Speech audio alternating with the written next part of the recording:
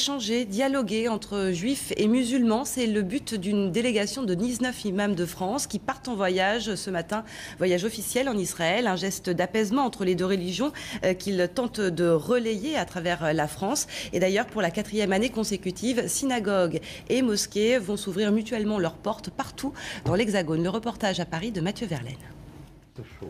Ils sont juifs et se retrouvent dans une salle de prière musulmane.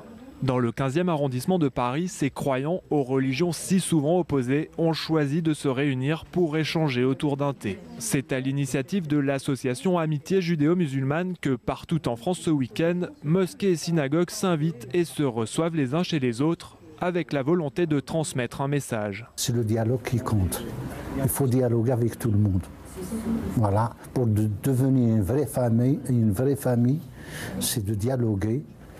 Pour se connaître. Tous ont en tête la tuerie de Toulouse et constatent ses conséquences. Montée de l'islamophobie, sentiment d'insécurité, cet exemple de dialogue et de fraternité, musulmans et juifs l'estiment plus que jamais nécessaire. Nous constatons jour après jour que l'antisémitisme, le racisme se développe et nous prend pour cible. Et le rapprochement que nous effectuons entre les religions est un peu avec nos moyens cette réponse pour essayer de lutter contre cet état de fait. Selon le Conseil français du culte musulman, les actes islamophobes ont augmenté de 14% au cours des 6 premiers mois de l'année.